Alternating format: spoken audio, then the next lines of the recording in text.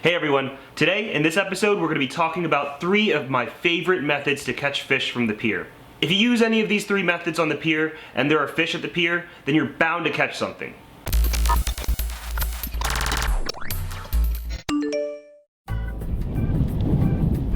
We are here on a private pier, fishing the riverside of Florida. And joining us are 2 subscribers, Morgan and Austin, who we've invited to go fishing with us. We've been fishing with them before, and we learned that Morgan is a lucky charm. She pretty much outfishes everyone. Morgan wins the whole thing! As I knew she would. Alright. Whoa.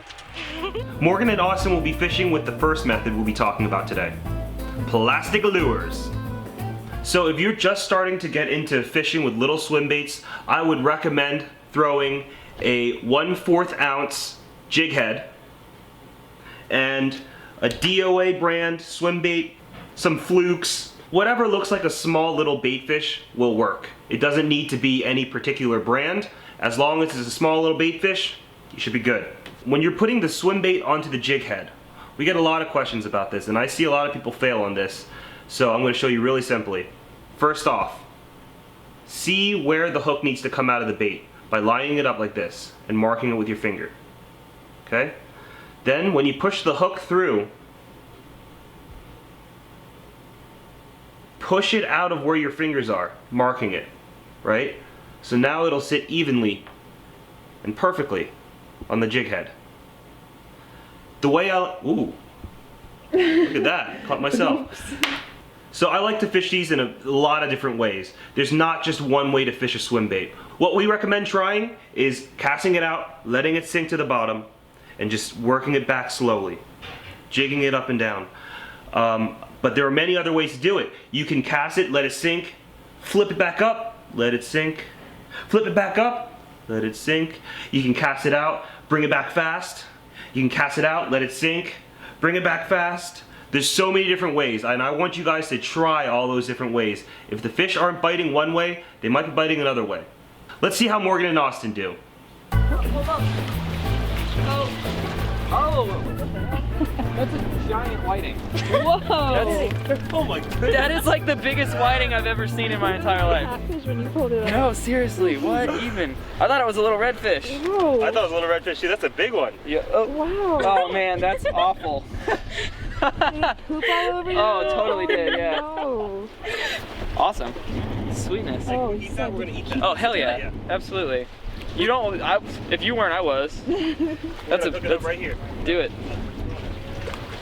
So the second method, one of my favorite methods because it's so easy, the sabiki rig. They come in all sorts of different sizes depending on how big of a fish you want to catch. See, this one right here is size 14 hooks with bigger flies, but this is much smaller, size 11. This is even smaller, size 6. So this is what the sabiki rig looks like. You see all these flies tied on here? Take a look at these flies.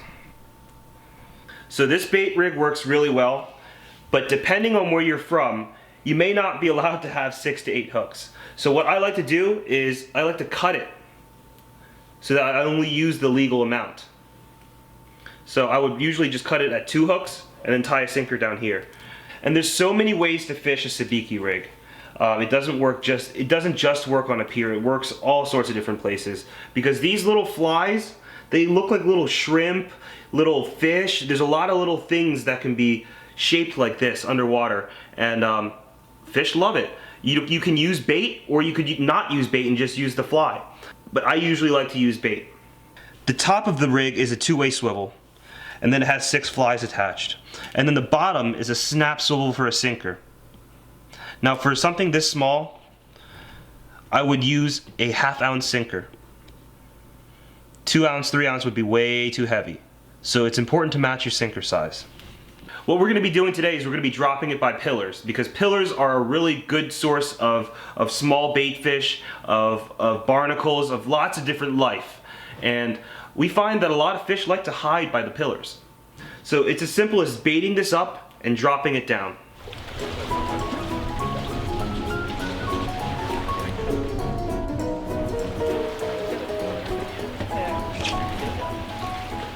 You got it. And what's that? Little sand perch. Same thing? I don't know. Those I don't know. peckerwoods taste good. So my dad and I are both also using live bait. And this leads us to our final method. Live bait fishing. So I'm going to show you guys how I tie a live bait fishing rig. This is just one method. And I'm going to be using the Senko Skipper Pier Fishing Adventure Guide. So for those of you who are beginners to pier fishing and you really need help getting started, this is going to be a really great resource for you. It includes an entire adventure guide that's laminated so you can put it in your backpack. And it tells you step by step how to start catching fish off the pier, starting with how to tie this rig. This isn't just a tutorial on how to tie rigs. This is a tutorial on how to choose your bait, how to choose your sinkers, how to choose your hook size, how to find fish at the pier, and this kit includes all the tackle that you need to tie the rigs we're talking about. And if you want a kit for yourself, there's a link in the description below. Or if you want to just read the guide, we have a PDF form also in the link below. So I hope this helps anyone who needs help. Let's get to tying the rig. So what you're gonna need for this rig is a bead, a swivel, an egg sinker, and a size 2 hook. And this all comes in the kit. And it comes with 20-pound leader line, but I'm gonna tie with this neon line just because it's a lot easier to see. So the first thing you're going to want to do is cut yourself 2 to 3 feet of leader line. Monofilament, fluorocarbon, whichever one you want to use. Next you're going to want to tie your hook on. In the adventure guide we recommend using the improved clinch knot. So I'm just going to tie this real quick. So that's the improved clinch right here. This is a pretty strong knot. Now what you're going to want to do is tie your swivel onto the end of this line. And again, using the improved clinch knot.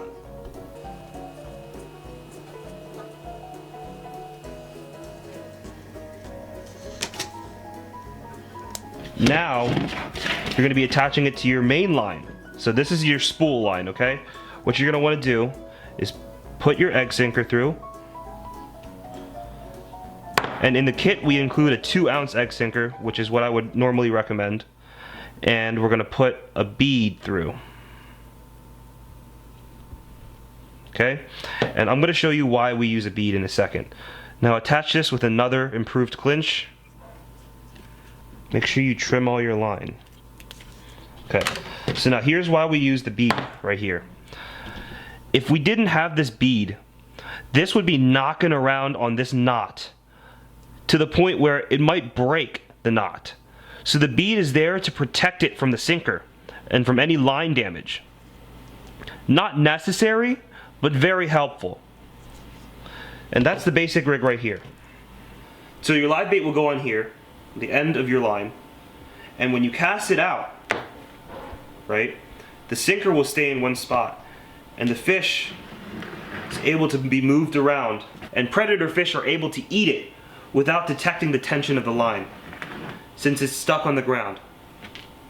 See how it slides? Alright, let's see it work in action. I want a small one though. I want a small one too. That's a pinfish. Yeah, I'll use this one. Alright, so there's a lot of different places to hook a live bait.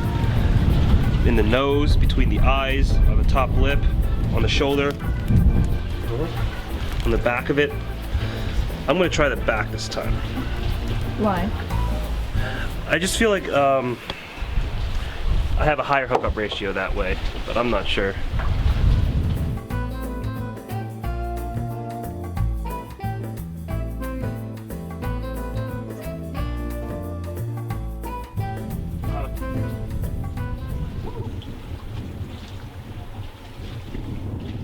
Woo, woo. Doggy. Doggy, doggy. Doggy, doggy. Oh! Oh, it's on! Ooh. Alright. It's a catfish. No, it might be a redfish, Dad. You gotta have faith. Okay, here it comes. Yes. Is it?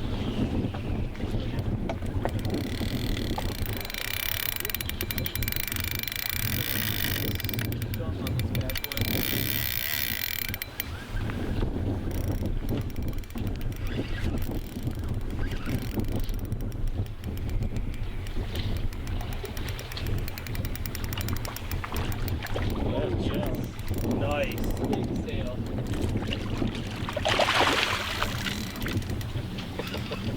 Oh, it's gone! And the fish is alive!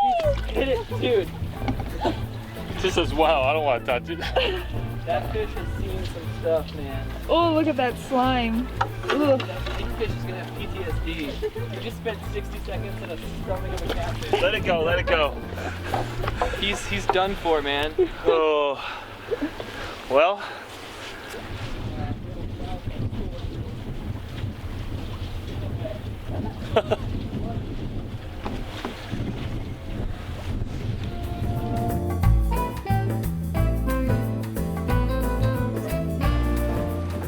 Whoa. Is it still pulling drag?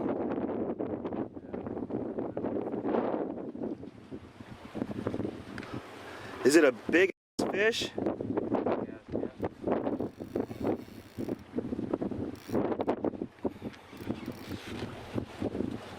Oh no, what the hell is that? That's a big sail catfish. Whoa. Is that called a sail catfish? Yeah.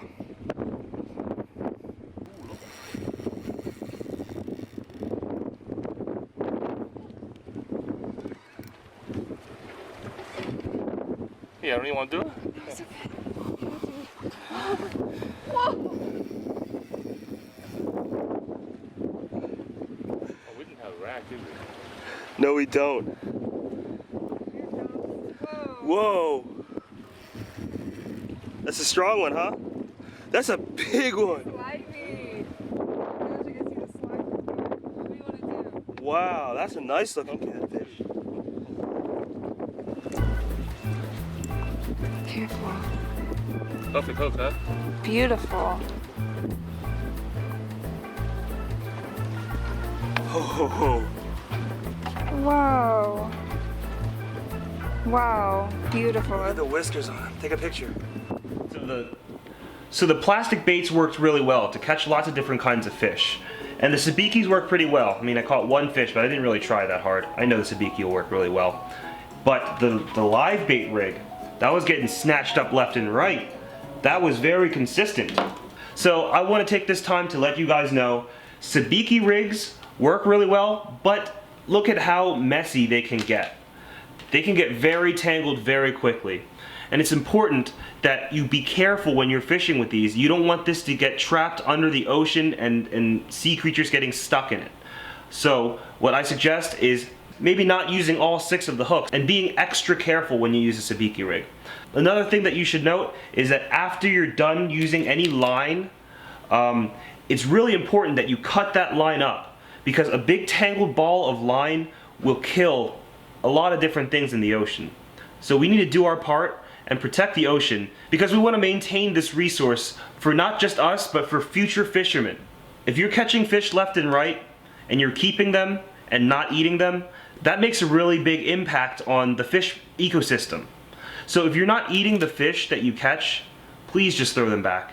If they're this big, just throw them back. And you're not going to eat it, don't just kill it for no reason. It's really important that we moderate how much fish we take out of this ocean. If everyone took all the fish they caught, we wouldn't be fishing anymore. So I know in some countries there's no laws at all governing how many fish you can take, how big of a fish you can take, what kind of fishing you do.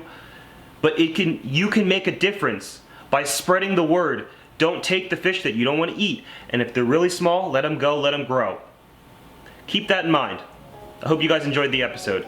If anybody needs extra help, we have a beginner crash course right here. It's called the Senko Skipper Pier Fishing Adventure Kit.